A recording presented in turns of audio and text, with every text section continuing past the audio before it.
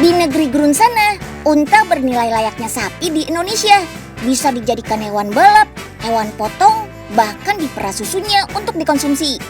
Dan diolah jadi sabun kecantikan loh. Pabrik pemerahan susu unta terbesar ada di daerah Al Ain, Dubai. Di sini proses pemerahan susu sudah menggunakan alat yang pastinya lebih bersih dan higienis. Agar bisa diolah jadi sabun, susu unta segar harus disimpan dulu dalam freezer. Suhunya di bawah 0 derajat Celcius ya. Aduk susu unta beku, kemudian tambahkan susu unta bubuk dan bahan lainnya. Sip deh, saatnya mencampur susu unta dan minyak naturalnya. Jangan lupa disaring agar kotoran dalam susu tidak ikut ya. Beberapa penelitian di Eropa dan Timur Tengah menyebutkan susu unta memiliki sifat antivirus dan antibakteri yang tinggi. Sabun ini juga kaya asam alfa hidroksida yang bekerja menjaga kelembutan dan kekenyalan kulit. Sambil terus diaduk, masukkan juga parfum untuk pewangi sabun. Kemudian adonan sabun tinggal dicetak. Diamkan selama 24 jam. Terus potong deh. Sabun susu unta ini punya banyak varian aroma loh. Ada jeruk, serai, lavender. Bahkan ada juga wewangian khas Timur Tengah. Nah, lanjut kita ulik yuk cindera mata khas negeri gurun sambil menikmati kuliner khasnya dalam episode Selera Negeri Gurun. Yuk kita kemon.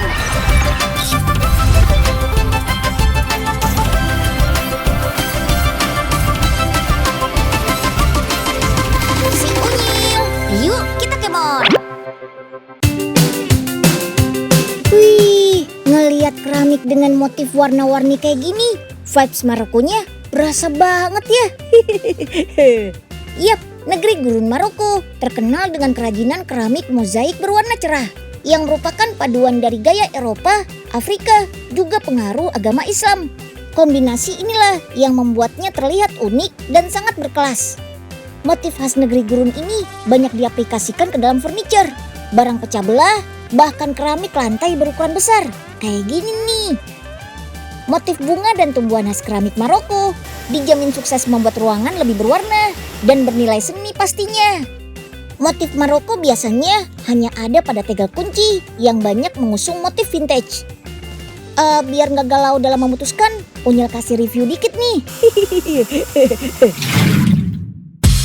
Tegel memiliki ketebalan yang jauh lebih tinggi dibandingkan keramik.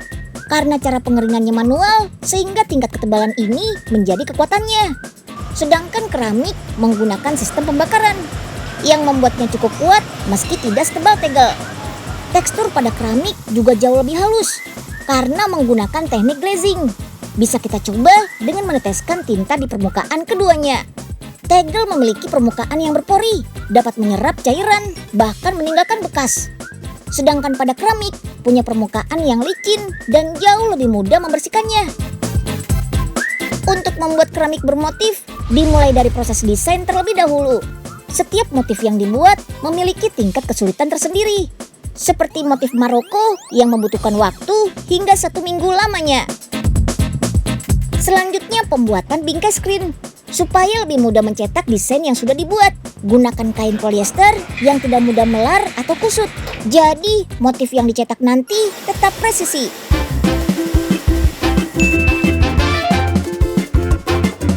Ada 2 cara printing, manual dan mesin.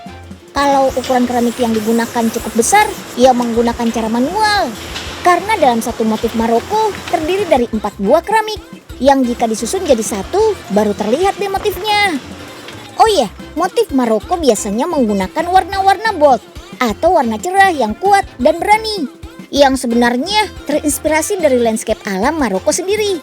Salah satu warna favorit untuk digunakan adalah terakota. Diyakini warna ini mampu memberi kesan hangat pada ruangan. Oke deh, kita lanjut ke proses pembakaran. Proses ini akan membuat painting melekat kuat pada keramik. Jelas karena pembakaran menggunakan suhu panas yang mencapai 100 derajat Celcius selama 1 jam. By the way, keramik motif buatan pabrik di Tangerang ini sudah dipasarkan hampir ke seluruh negara Asia loh. Bahkan sampai Amerika Serikat. Wah, keren!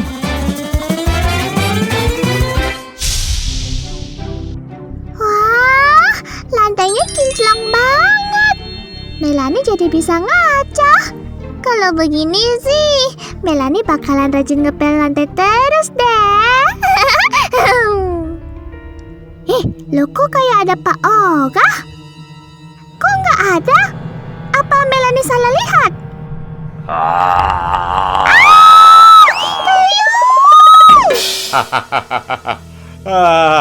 Dasar Neng Melanie, gitu aja takut. Pauga, kita main yuk. Hantu beneran. Aduh, Pauga, kirain berani. Nggak taunya penakut juga.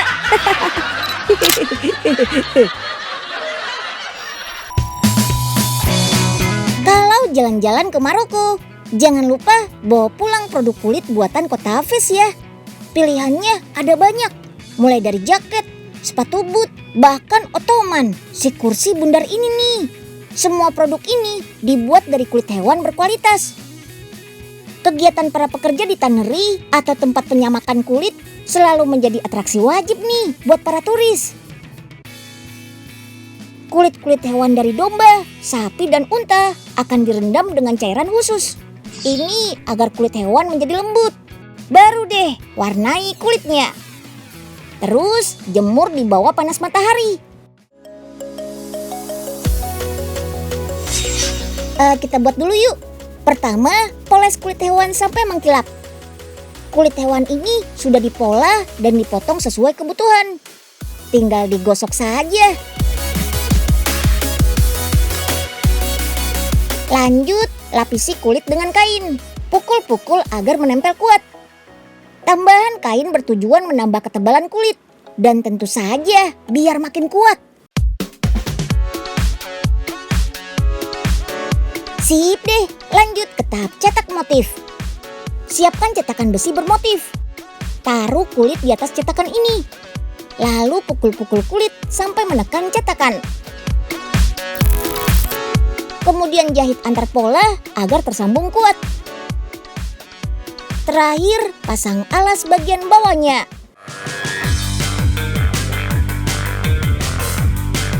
Ottoman si kursi bundar khas Maroko sudah jadi deh. Kulit dijadikan Ottoman bisa disulap jadi sepatu boot berkualitas. Ya jelas bisa banget. Untuk membuatnya, gambar pola dan potong kulitnya. Cetak juga pola yang sama di atas kain khas Maroko. Selanjutnya, ratakan lem pada permukaan kulit. Baru deh buat lubang pada sisi kulit. Oke, saatnya menyatukan kain dan kulitnya. Pukul-pukul ya, biar menempel. Biar lebih kuat, lem juga bagian dalam kulitnya. Ini dia yang disebut upper atau bagian atas sepatu. Tinggal kita satukan deh dengan bagian outsole atau bagian alas sepatu. Sepatu boot ini sangat eksklusif loh. Gak semua toko di Fes menjualnya. Nanti kalau bumi sudah membaik dan bisa jalan-jalan ke Maroko, jangan lupa beliin Unyil oleh-oleh produk kulit khas negeri gurun ini ya.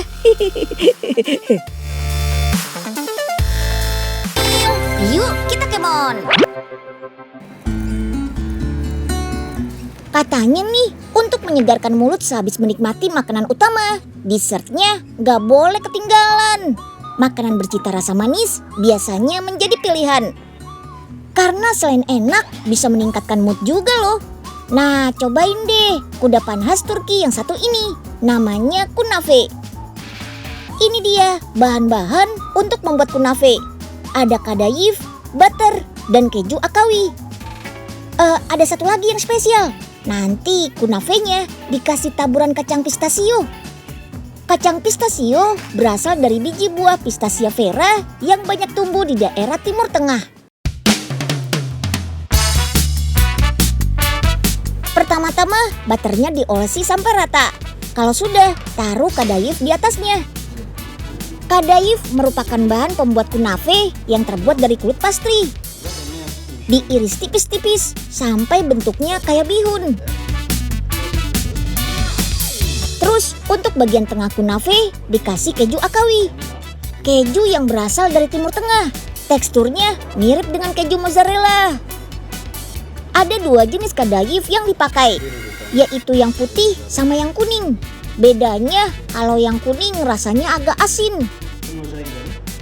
Kunafe sudah dikenal di Timur Tengah sejak abad ke-10. Pada abad ke-15 saat Turki dikuasai Kekaisaran Ottoman, teknik pembuatan kunafe semakin berkembang. Waktunya dimasak pakai api kecil nih. Panasinya gak perlu lama-lama kok, sekitar 5 menit saja. Kalau warnanya sudah berubah, tandanya sudah matang. Jangan lupa tambahkan taburan kacang pistachio dulu ya. Ustadz Taufik dibantu sama asistennya bisa bikin sekitar 50 kunafe hanya dalam waktu kurang dari 1 jam. Menikmati kue kunafe ini enaknya pas masih hangat, waktu kejunya masih meleleh. Wah, sisa bahannya masih banyak nih. Ayo Pak Oga, sekarang giliran kita nih bikin kunafe. Iya Den, Pak Oga mau coba bikin juga.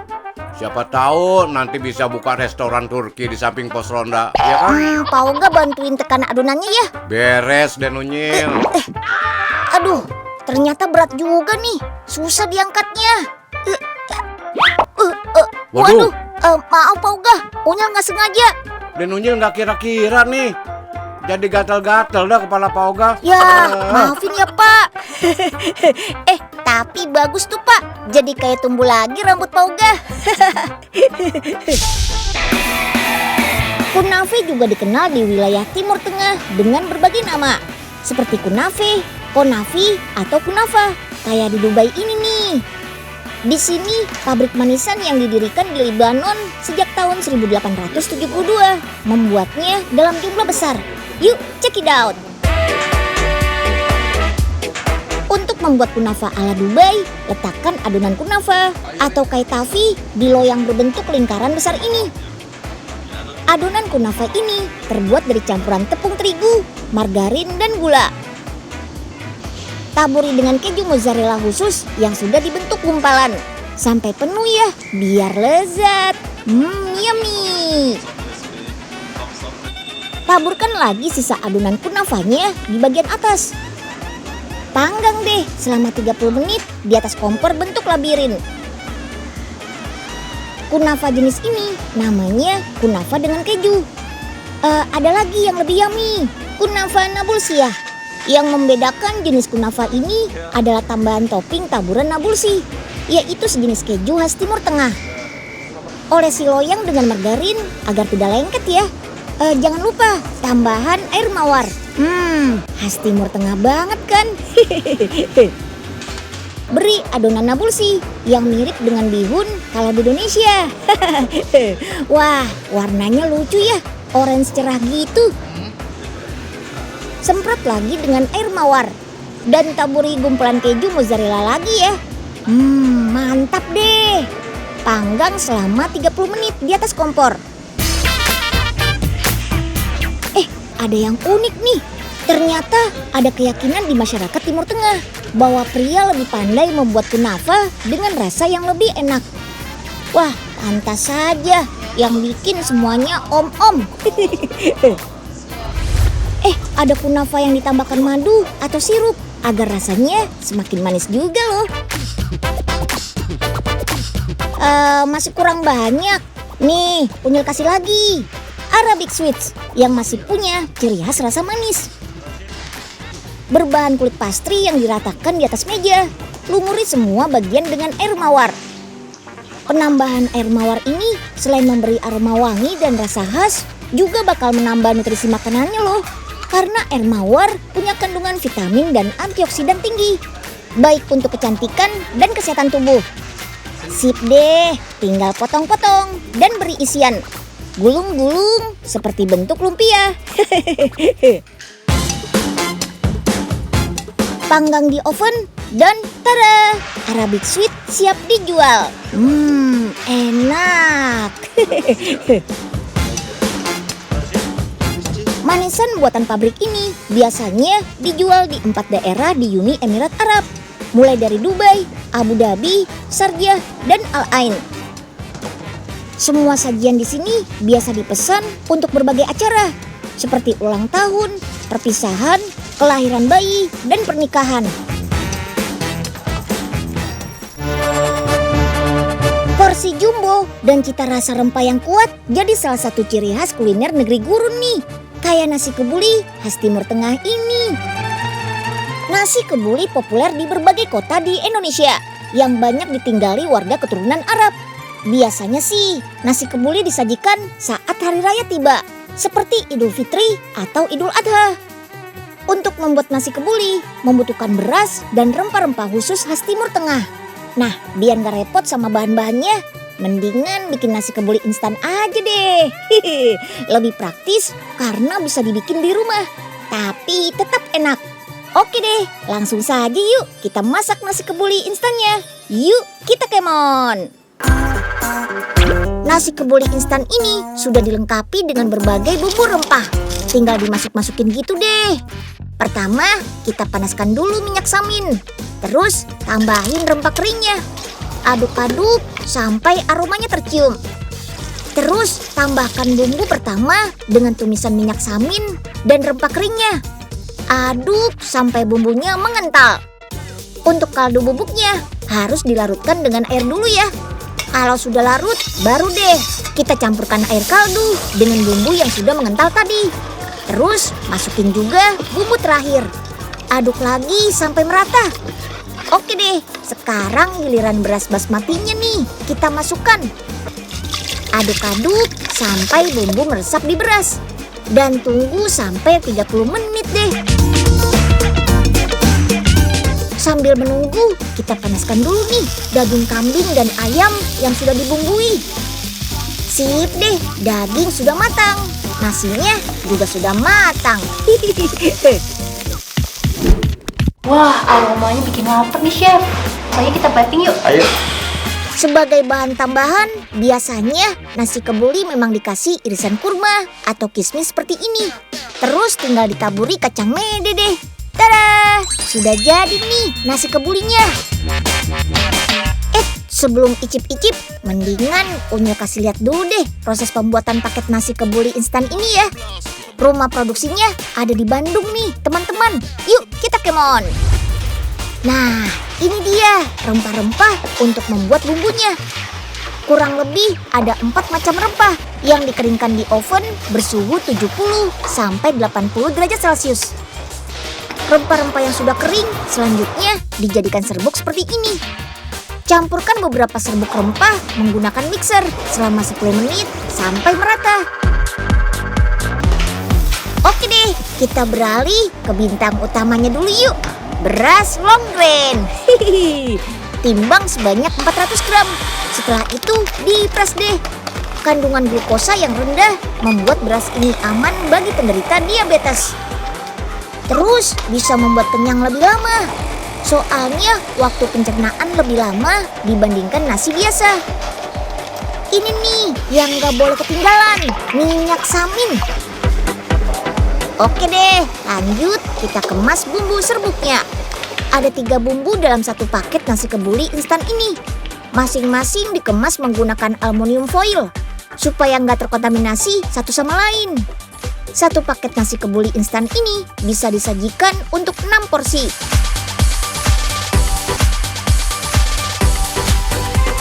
Si Unyil, yuk kita kemon.